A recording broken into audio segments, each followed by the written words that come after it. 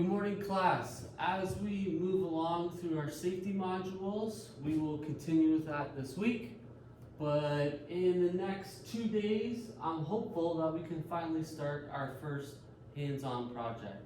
And so in that case, we will be making our own custom push stick. And as we went through the spindle sander, we went through the belt and disc sander, we still have the vertical bandsaw left to do. Once we go through that module, we're all ready to finally start our project. Now you've all been doing a good job doing your orthographic drawings, 2D and 3D shapes. And so the reason we built that all up is finally for our first project. I know you've all been anxious, you've been doing a good job, but we're finally here. On the cover page, I have some examples of what some push sticks could be like in this class. So as I showed you yesterday, we do have our traditional style push stick, but I want you all to get a little bit creative with this. It doesn't always have to be the traditional hook with the little mouth and the cutout for the front. If you enjoy animals, or if you like something that interests you, that you can get a little bit creative, the choice is really up to you. But there are certain criteria that we still have to have in our functioning push stick. So as we work our way along, we're going to go through here. So we have two key purposes with this push stick. For the first one, of course, you need to be able to push your material. And for those of you that are confused, it might make more sense when we get to planer and joiner safety. That'll be in our second unit, hopefully. And you're really going to be using your push stick then to push some material across. And even when we get to the vertical bandsaw, depending on how small some of the pieces you may have to cut, you'll actually get to use your own push stick. The second criteria is you also need to pull or hook material at certain times. So although that may not be as crucial as the first step, because 9 out of 10 times we're going to be pushing material, again, whether it be through the bandsaw, the planer, or the joiner, you might also need to hook some material. And so I want to see both those criteria on our push stick. So when you look at the examples, you can see that every single push stick has the ability to push material nicely, but it also has a hook at some point where you can drag something back towards yourself if need be.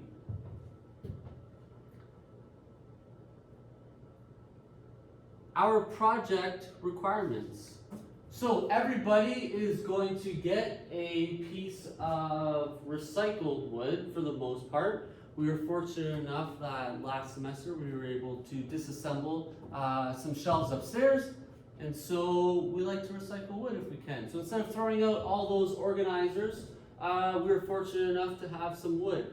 Now, some of you might get 1/4 inch, others might get 1/2 inch. The students that will probably get the thicker material are the ones that already had their intro to construction and were in this class last year.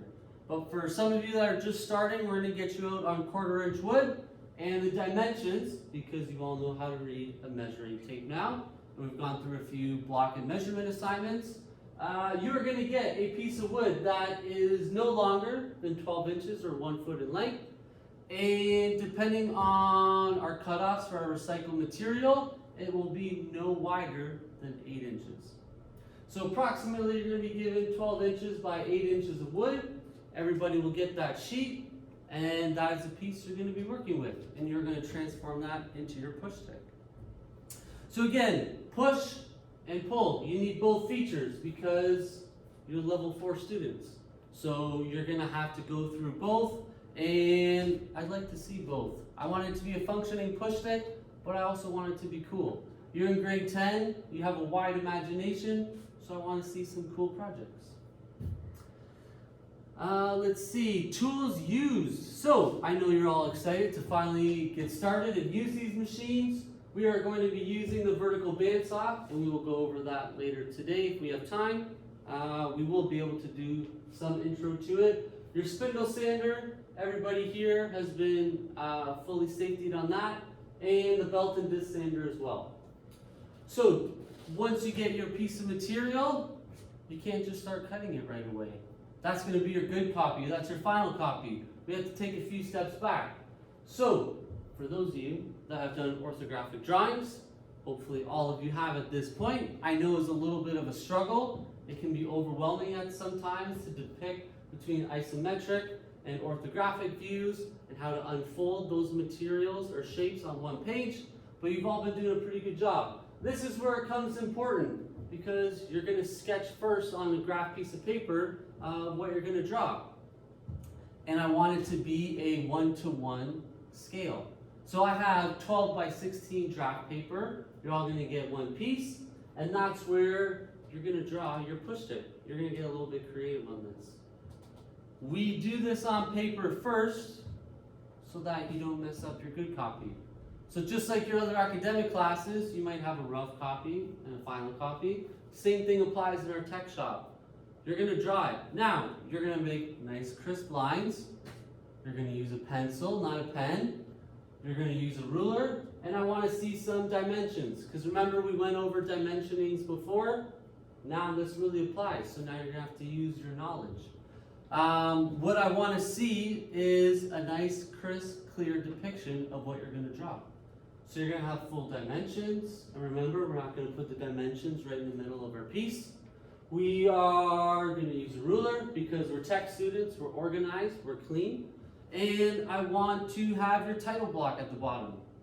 So those of you that remember, we are going to have a title, the project name, your name. We know hopefully it's only going to be one revision. We're not going to have multiple revisions, but that might be the case. Maybe you'll have to change your revision as you start making your push stick. Maybe it doesn't work quite the way you planned it, so that's okay. So remember we talked about revision drawings. So maybe you'll have to make a couple, and that's totally fine. Before you grab your piece of wood, please come see me. I want to see your drawing. I'm going to approve it, give you a check mark, and we're going to be on our way.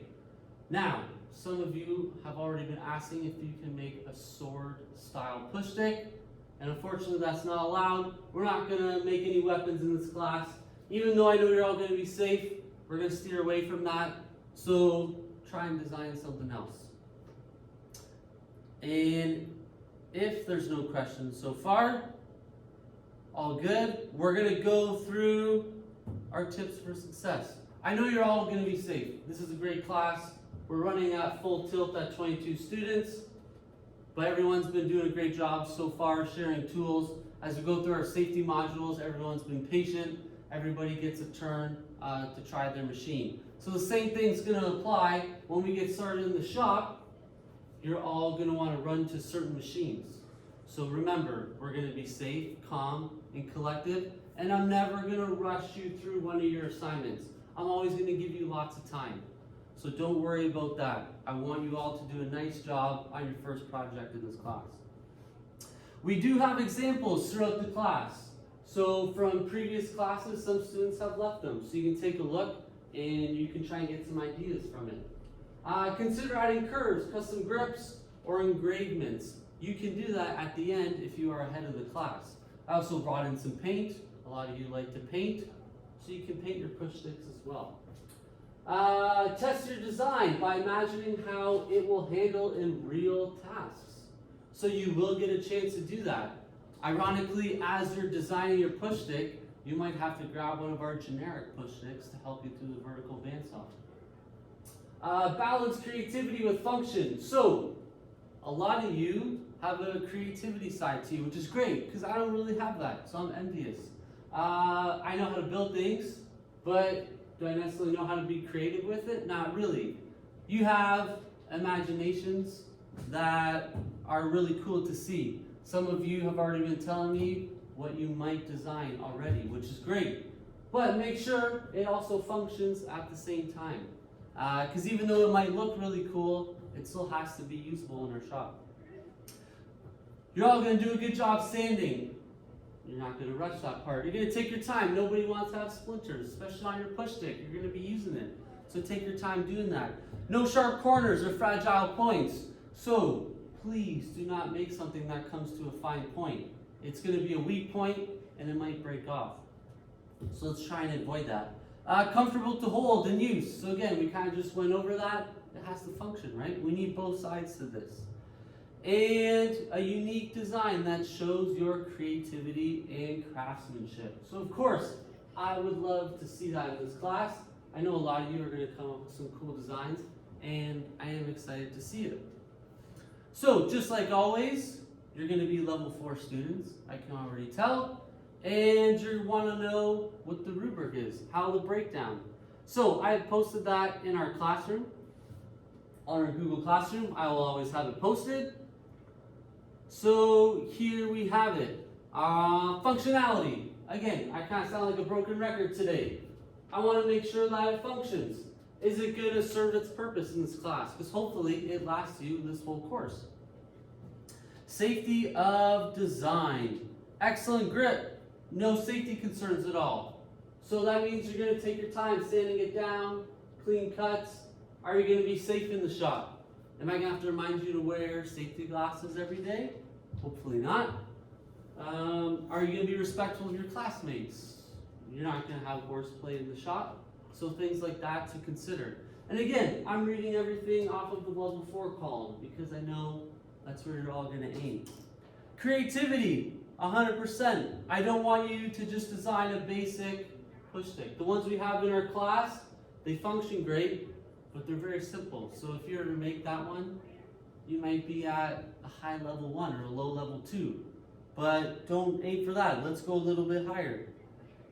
Craftsmanship and tool use. So again, that kind of ties back into our design portion.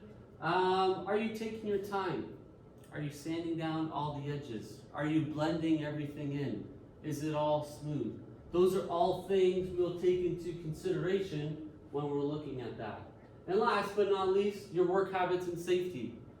So hopefully, if you are a little bit ahead in the class, you're going to take your time and help your classmates and your peers. A lot of you look like you've taken some classes together. There's some groups here. There's some camaraderie and some friendships, which is great. So I want you to help each other out. Hopefully not drag each other down.